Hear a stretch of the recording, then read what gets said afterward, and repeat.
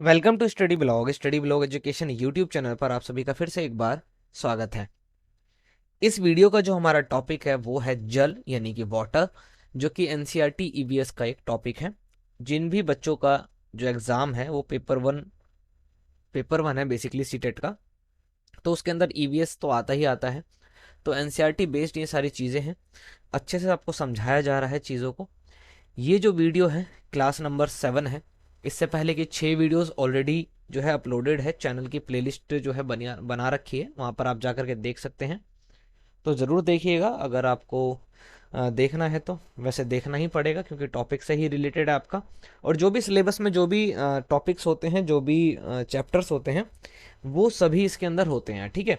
तो एक भी चैप्टर ऐसा नहीं होता जो नहीं हो मिलेगा आपको वीडियो के अंदर, ऐसा नहीं होगा, ठीक है।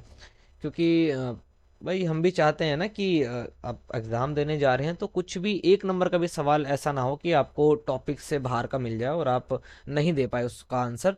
तो ये हमारे लिए भी थोड़ी अच्छी बात नहीं होगी। तो इस अध्याय को हम शुरू करेंगे जिसका नाम है जल यानी वाटर। लेकिन उससे पहले आपसे रिक्वेस्ट है कि आप लाइक शेयर करिए वीडियो को, सब्सक्राइब करिए चैनल को अगर आपने अभी तक सब्सक्राइब नहीं किया है, और अगर कर लिया है तो बेल आइकन को ऑन कर लीजिए ताकि वीडियोस की नोटिफिकेशन आपको टाइम पर मिलती रहे। ठीक है, तो चलिए हम चलते हैं हमारे टॉपिक की तरफ जिसका नाम है जल यानी कि वाटर, जो कि चैप्टर नंबर 7 है आज का। तो ये रहा हमारा अध्याय जिसका नाम है जल यानी कि वाटर। इसको हटा दिया जाता है। अब देखिए, जल हमें पता है कि जल हमारे जीवन का महत्वपूर्ण एक भाग है ना। भाई जल ही जीवन है, ये आपको पता है। हमें अधिकतर कार्यों के लिए जल की आवश्यकता होती है, चाहे वो पीने के लिए पानी हो, कपड़े धोने के लिए हो, चाहे खाना पकाने के लिए हो। आदि प्रकार के काम हम जल से ही करते हैं। यहाँ तक कि पौधों को उगाने और खेती बाड़ी के लिए भी हमें जल की आवश्यकता होती है, हमें जल पर निर्भर रहना पड़ता है। हमारे देश में हर जगह अलग अलग प्रकार की जो है जलवायु पाई जाती है। कहीं पर बारिश जो है बहुत ज़्यादा होती है तो कहीं पर बिल्कुल सूखा पाया जाता है। इस अध्याय में हम पानी को इकट्ठा करने के तरीकों के बारे में अध्ययन करेंगे। तो आपको समझ में आ गया होगा कि इस वीडियो में हम किस चीज़ को पढ़ने वाले हैं। जो टॉपिक है हमारा वो आराम से आपको समझ में आ गया होगा। तो चलिए शुरू करते हैं ना बिना किसी देरी के।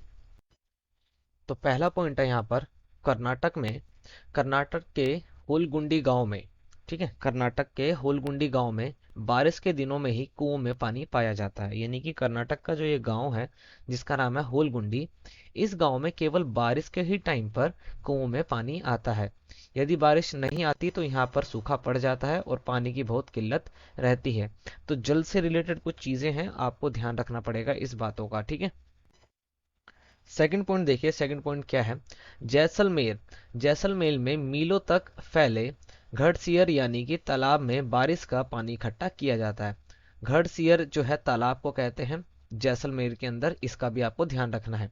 इसे जैसलमेर के राजा घड़सी ने लोगों के साथ मिलकर तैयार करवाया था। इस घड़सियर के दोनों तरफ पक्के घाट पक्के घाट एकदम सजे हुए बरामदे, कमरे और बड़े हॉल बनवाए गए थे। किस राजा ने बनवाया था? तो राजा का नाम है राजा घड़सी, ठीक है। ये आपको ध्यान रखना है। यहाँ लोग आपस में मिलते थे, जल से किया जाता था तथा गाना बजाना भी किया जाता था। यह तालाब इस तरीके से बनाया गया था कि जब एक तालाब पानी से पूरा भर जाता तो बाकी पानी बाहर उसी से जुड़े दूसरे तालाब में इकट्ठा हो जाता था। जब यह भी भर जाता तो तीसरे तालाब में पानी इकट्ठा हो जाता था। इस तरह से यहाँ पर 9 तालाब आपस में जोड़कर बनाए गए थे। इन तालाबों में भरा पानी इन तालाबों में भरा पानी पूरे साल उपयोग में लाया जाता था तथा पानी की कोई भी दिक्कत नहीं रहती थी। ये जैसलमेर की बात हो रही है आपके सामने। थर्ड पॉइंट है बावड़ी। बावड़ी एक सीढ़ीदार कुआं है, ठीक है।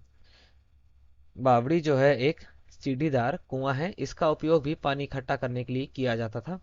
बावड़ी के अंदर सीढ़ियां जमीन के नीचे कई मंजिल तक बनी हुई होती है। इसमें पानी ऊपर से नहीं खींचा जाता बल्कि लोग सीढ़ियों के द्वारा खुद पानी तक पहुंच जाते हैं। फोर्थ पॉइंट है, उत्तराखंड में स्त्रियां पानी के झरने या तालाब की पूजा करती है। उत्तराखंड में स्त्रियां जो है वो पानी के झरनों की या फिर तालाबों की पूजा किया करती हैं, क्योंकि उनका मानना है कि हम लोगों की जिंदगी पानी से ही जुड़ी है और जल ही जीवन है। कितनी बेहतरीन चीज है ये, इससे आपको सीखना चाहिए। फिफ्थ पॉइंट है मृत सागर, ठीक है, डेड सी की बात हो रही है। तो मृत सागर कहाँ पर है? किसी को अगर पता है तो नीचे आंसर करिए फटाफट से। मृत सागर दुनिया का सबसे नमकीन सागर कहलाता है क्योंकि इस सागर का पानी सबसे नमकीन है। इस सागर का पानी 1 लीटर पानी में 300 ग्राम यानी कि इस सागर के 1 लीटर पानी में 300 ग्राम नमक मिलाने के बराबर नमकीन है। समझ लीजिए, मृत सागर में हम आराम से लेट कर तैर सकते हैं। ये इजराइल के अंदर है, ठीक है। छठा क्वेश्चन है, तालाब के पानी में फिटकरी डालने से जल स्थिर होने पर उसमें घुली हुई अशुद्धियां निलंबित होकर नीचे बैठ जाती हैं। पानी में रोगाणुओं को खत्म करने के लिए क्लोरीन का उपयोग किया जाता है। पहले के टाइम में भाई पानी को साफ करने के लिए क्लोरीन की गोलियां दी जाती थी। कठोर जल को जो कठोर जल होते हैं कठोर जल को मृदु जल में परिवर्तित करने के लिए उबाला जाता है या फिर उसमें चूना जल मिलाया जाता है। तो ये कुछ तौर तरीके हैं पानी से रिलेटेड, पानी को साफ करके यूज करने के कुछ तरीके हैं। कुछ राज्यों के नाम पढ़े, कुछ जगहों के नाम पढ़े, कुछ कुओं के नाम पढ़े आपने यहाँ पर। तो ये जो 6 के 6 पॉइंट है ना, ये जल के लिए काफी ज्यादा इंपॉर्टेंट है ना। इस चैप्टर के अंदर, चैप्टर का नाम ही था बेसिकली जल, वाटर। तो इससे रिलेटेड जो भी सवाल बन सकते हैं आपके एग्जाम में, वो इस 6 पॉइंट में कंप्लीट हो चुके हैं।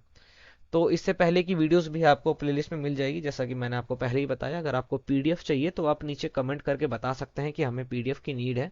आपको कॉन्टैक्ट नंबर दिया जाएगा, फिर आप वहाँ पर इजीली जो है पीडीएफ ले सकते हैं, ठीक है। तो वीडियोस को आप देखते रहिएगा, लाइक शेयर करिएगा, सब्सक्राइब करिएगा। हम आपसे मिलेंगे नेक्स्ट वीडियो में अगली क्लास के साथ। तब तक के लिए जय हिंद।